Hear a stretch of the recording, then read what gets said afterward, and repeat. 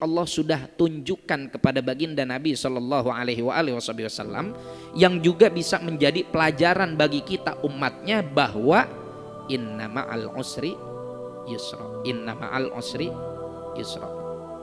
Setiap satu kesulitan akan selalu ada minimal 2 kemudahan. Artinya apa? Tidak mungkin Allah Subhanahu wa Ta'ala memberikan satu ujian kepada seorang hamba, memberikan satu kesulitan kepada seorang hamba, melainkan pasti di dalamnya itu ada kenikmatan, pasti di dalamnya itu ada hikmah, pasti di dalamnya itu ada anugerah, pasti di dalamnya itu ada pemberian. Di sini kami kutipkan satu ungkapan indah dari kitab Wahyul Qalam karya Syekh Mustafa Shadiq Ar-Rafi'i. Beliau ketika menceritakan kejadian yang terjadi di Taif tadi, beliau kasih komentar kayak gini. Ya ajaban li rumuzil qadri fil qissah. Sungguh indah isyarat-isyarat takdir yang ada di dalam cerita tersebut, yang ada di dalam cerita Taif tadi, ya. Apa sih? Laqad asra'al khairu wal karamatu wal ijlal fa aqbalta ta'tadhiru anis syarri was safahati wat taish wa ja'atil qubulatu ba'da kalimatil adawah. Rasulullah ngasih kebaikan, ya kan? Kemudian dibalas dengan keburukan. Ketika Rasulullah memberikan kebaikan lalu dibalas dengan keburukan, malah justru Rasulullah memaafkan orang yang melakukan keburukan tadi. Bahkan Rasulullah Shallallahu Alaihi Wasallam memberikan kalimat-kalimat indah sebagai balasan dari caci makian yang diberikan oleh mereka. Ya, waja'atil qubulatu ba'da kalimatil adawah. Kubulat itu artinya kecupan, ibarat atau merupakan majaz dari gini, orang ngatain kita. Di Arab itu kan biasanya tanda sayang seseorang itu akan dikecup keningnya. Ini orang ngatain kita, wah A B C D E F G, nyebutin semua yang ada di Taman Safari. Kita ambil tangannya, kita kecup keningnya, jazakallah khair. Masya Allah. Luluh nggak tuh? Kalau orang punya hati luluh. Kalau orang nggak punya hati, apanya yang mau luluh? Emang hatinya udah nggak ada. Ini yang jadi balasan bagi Rasulullah Sallallahu Alaihi Wasallam. Wa kana ibn Rabi'ah min alad di a'dail Islam. Kemudian beliau menceritakan bagaimana Ibnu Rabi'ah itu termasuk salah satu musuh Islam yang paling kolot, ya, yang paling alot. Kenapa? Karena dia sering datang ke Abu Thalib untuk minta Rasulullah Sallallahu Alaihi Wasallam agar Rasulullah menghentikan dakwahnya dan segala macam.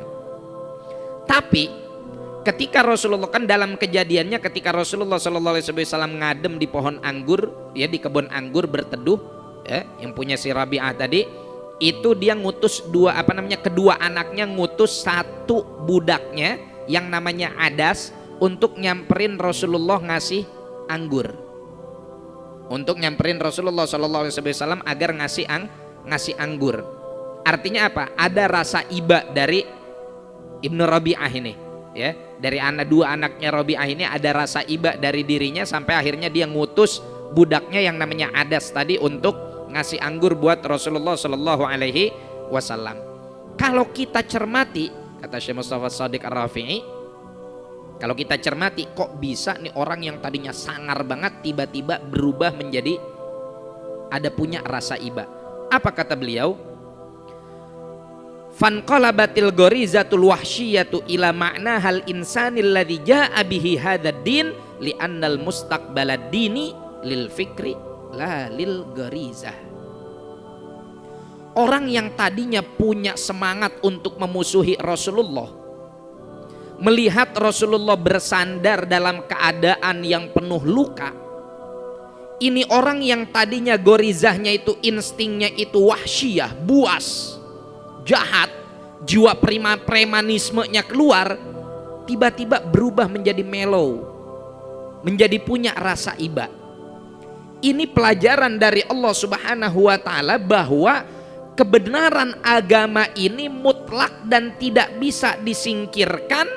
Kenapa? Karena yang dibawa oleh agama ini adalah sesuatu yang ngajak akal kita berpikir, ya. Sehingga ketika orang berpikir dengan akal sehat, dia akan bisa memanage emosinya.